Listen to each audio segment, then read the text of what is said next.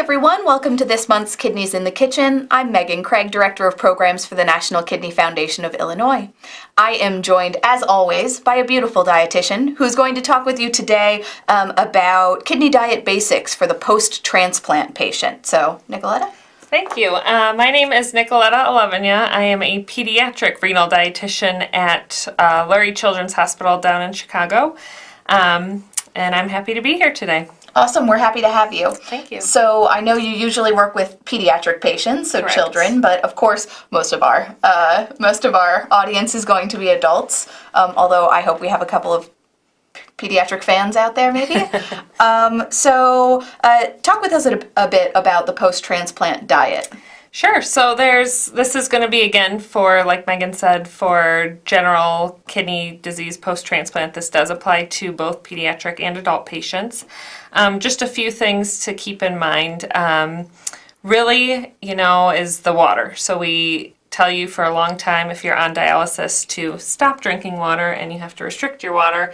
However, now it's just the reverse, that we truly want you to stay hydrated after you get this good working kidney. Do you find that people struggle making that transition after not being able to drink, having to restrict their fluids so heavily? Do people struggle to drink enough water post-transplant? I would say yes and no. It honestly depends on the person. Some that are good water drinkers before that may have had a hard time restricting fall right back into it and do very well with meeting their fluid goals. And then others that are restricted have kind of trained their bodies to think that way, so it's a little bit harder for them to get back up to that new fluid goal. Okay. Yeah. So then with hydration, I know we talk a lot about sodium, we talk a lot about salts all the time. You've probably heard it quite a bit now. All the time. But really it's a general healthy diet, just keeping in mind low sodium to keep that kidney as healthy as possible for the long run. Sure.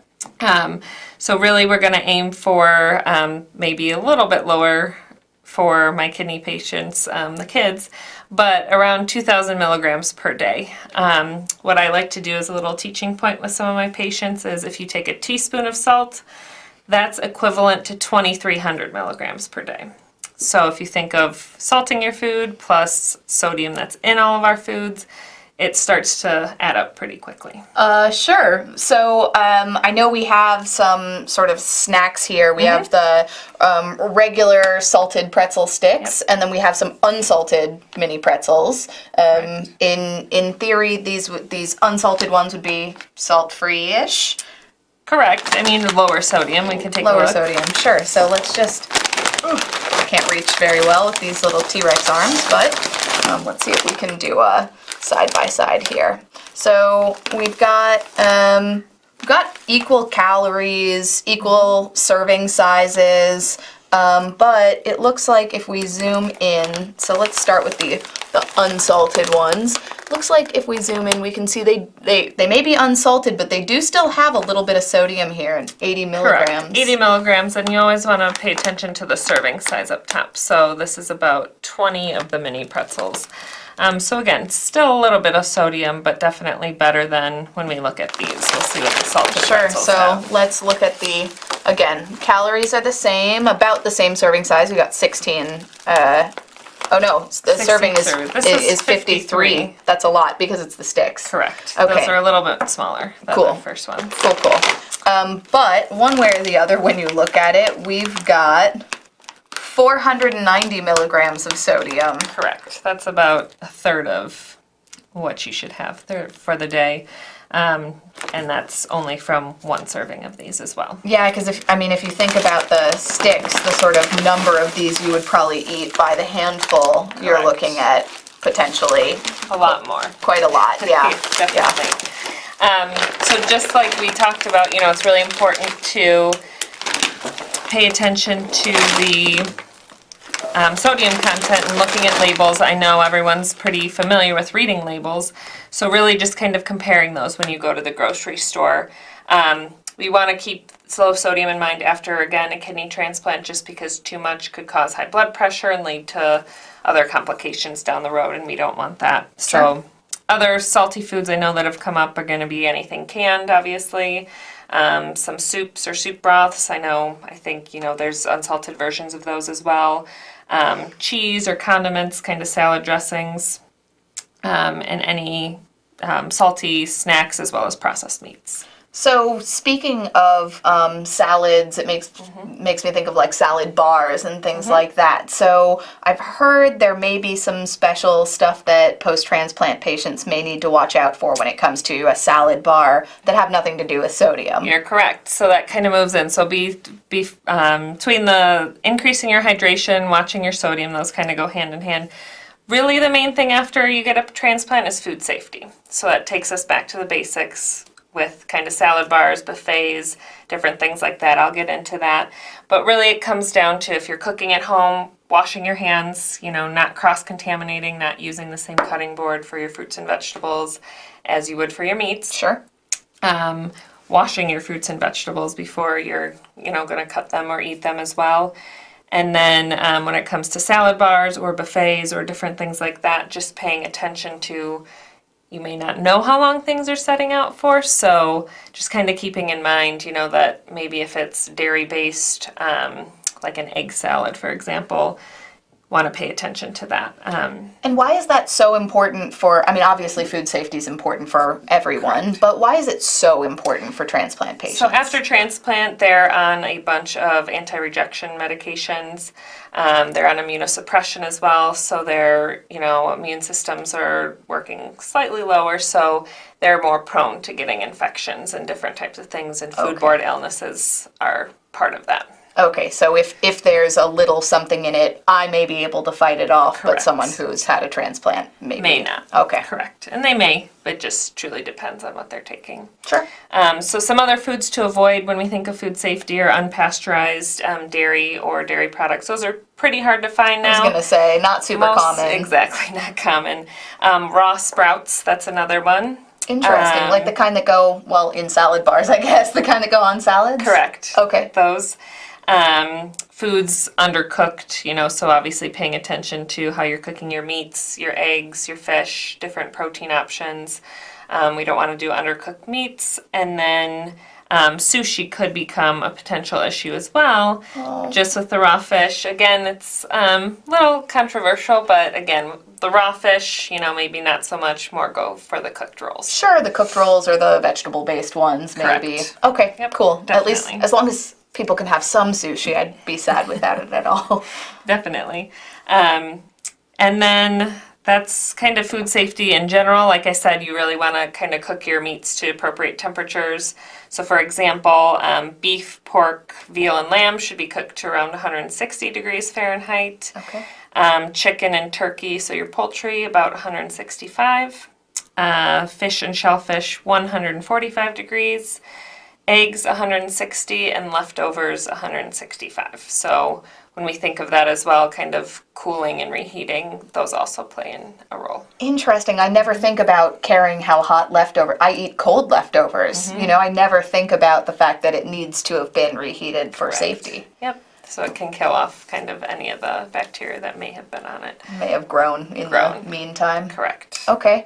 And so do you recommend that people with transplants use a thermometer with all their meats? I know you can get those ones that you kind of put into the meat. Correct. I have one at my house. I use it. It's real thin tip, and you want to make sure you're getting for example, if you're cooking a whole chicken, kind of getting into the breast part of it, so the thickest cut of meat. The center. Yeah.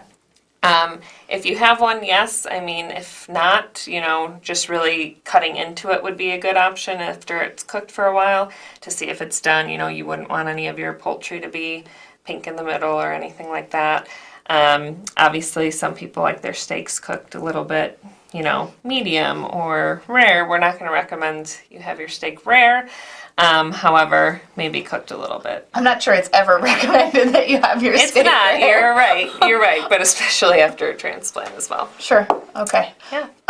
And if people do sort of prefer things like that, is there anything that can be done to sort of increase the safety of those foods, or is cooking them pretty much the only way? Cooking them is going to be pretty much the only way. Okay. Good to know. Yeah, definitely. So next, like I said, just a few things to keep in mind. You generally go back to a healthy diet, which is the good news. You're not really monitoring your potassium, your phosphorus. We did talk about sodium a little bit. The one thing though to keep in mind with potassium though is some, again, medication interactions. Sure. So some of the medication, again, anti-rejection medications, can cause higher levels of potassium, not by something that Okay. they're eating necessarily.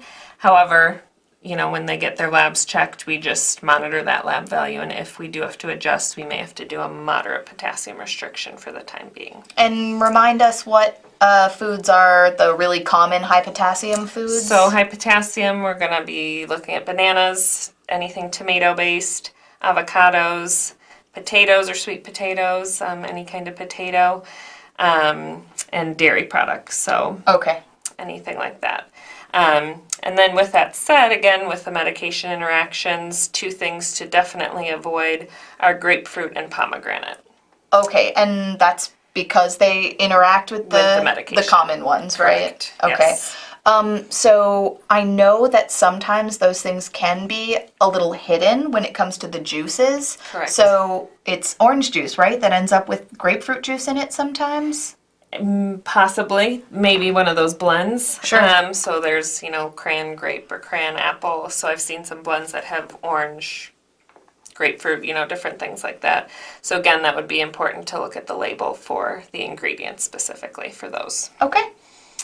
And then one other thing, again, kind of to keep in mind with medications, myself, I go over this pre-transplant as well as our pharmacist goes over this with the patients, is that there is, again, due to medications, an increased risk for developing diabetes. Now, I know some of the patients, you know, already have diabetes going into kidney disease. Those kind of depends on, you know, what's going on. But the anti-rejection medications can increase the risk of diabetes after transplant as well. Okay. So that goes back to general healthy eating again. Being sure that you're not adding a ton of sugar to everything. Exactly. Okay. Yeah. Definitely. So again, general healthy eating with that, we want to kind of avoid excess sugar or avoid, you know, adding honey and sugar and things that we necessarily don't need, as well as beverages. So we talked about being hydrated. Well, we don't really want to overload ourselves on soda or juice or things like that. We really want to focus on water from that standpoint. And we know that we can make water interesting. We have our pitcher of water here. It's got some blackberries, some lemon, some basil. I mean, it looks delicious. It smells really good.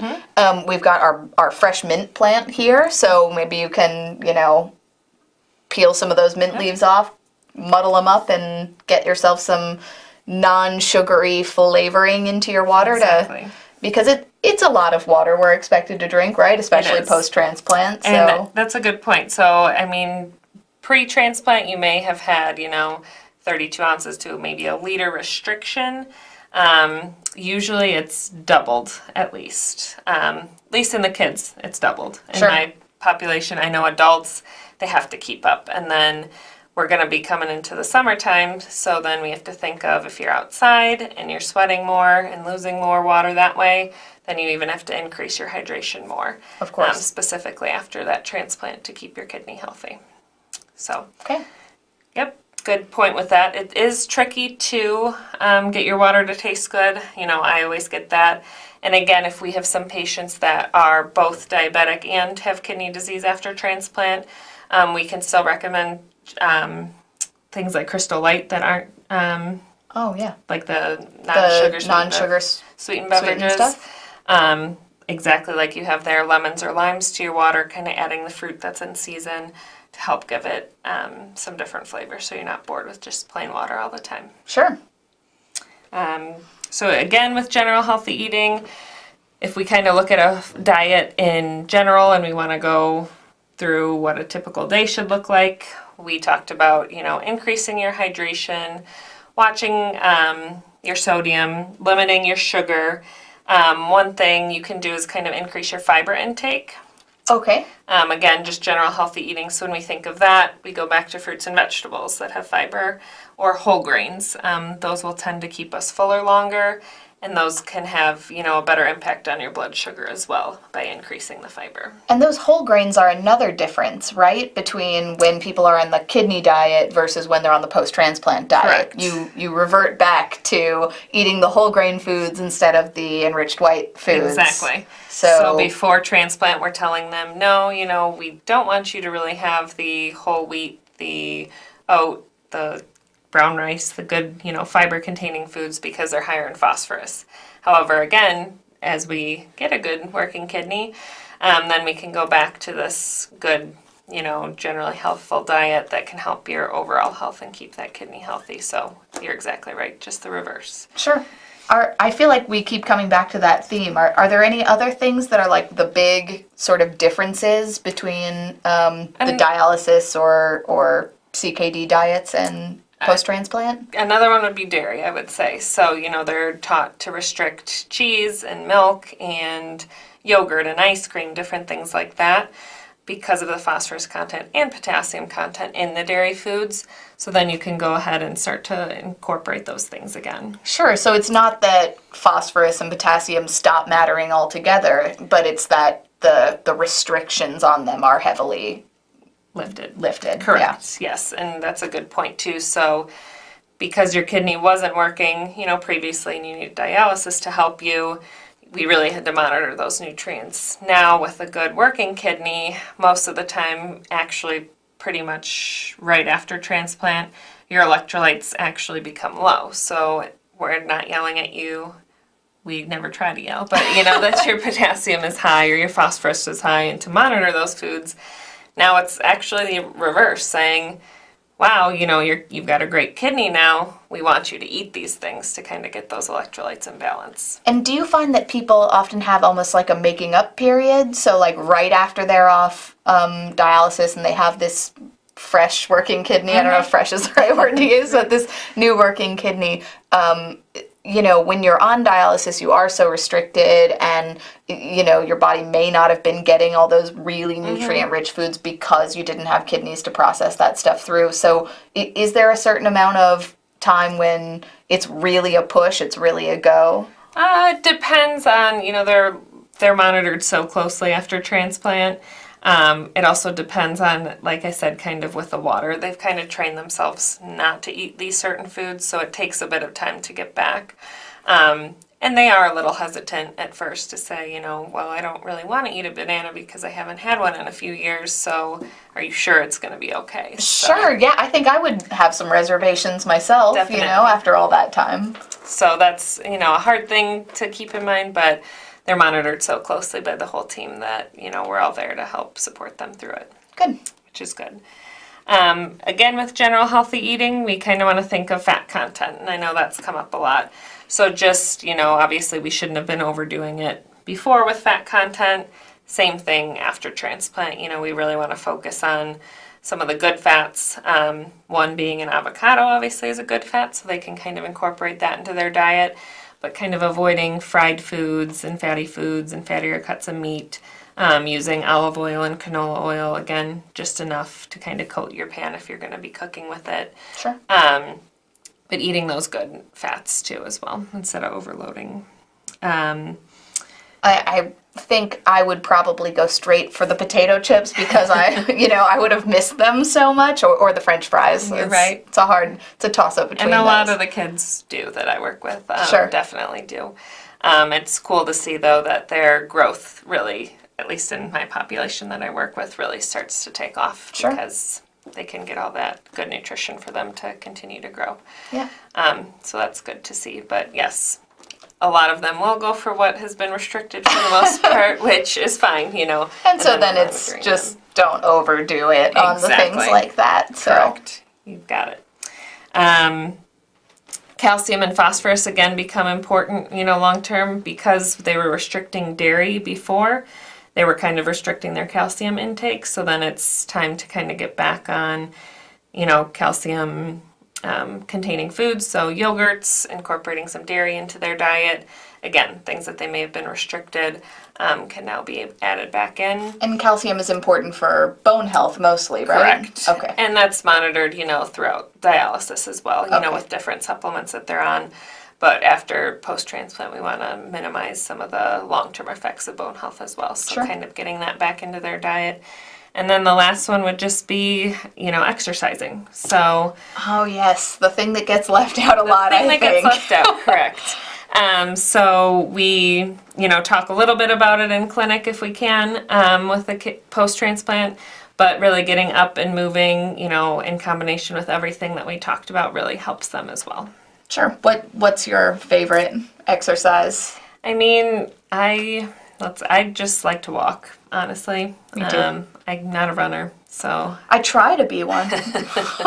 it's hard. It takes a lot of discipline. So even for just sure. walking, going for family walks, kind of getting the whole family involved is also a good idea as well. Sure, especially right after a transplant to Correct. make sure the body has plenty of time to heal before you really get into those, like big cycling classes or And things that, like that. we always recommend to check with your doctor, what restrictions they may have. Some of the kids may have a few more restrictions with swimming and different things. Sure. But generally can go back to any type of physical activity that they enjoy. And as we always say, be sure to check with your doctor and your dietitian before following any of our advice, just to make sure that it's the right advice for your specific case, as we know every case is a little bit different. So, Nicoletta, thank you so much for being here. You're welcome. Really appreciate it. And transplant patients, we hope that you have gotten some great info. Just want to make sure that everyone is reminded to visit our website, nkfi.org. That's NKFI, like National Kidney Foundation Illinois.org. You'll find a lot of great information on our website, not only about diet and nutrition, but we also have a lot of great stuff for any kind of kidney patient, all the way through post-transplant. And you can also find information about our free programs and events through our website. So again, that's nkfi.org. We'd love to see you there. Otherwise, we were glad to see you here. Thank you so much for joining us. We'll see you next month.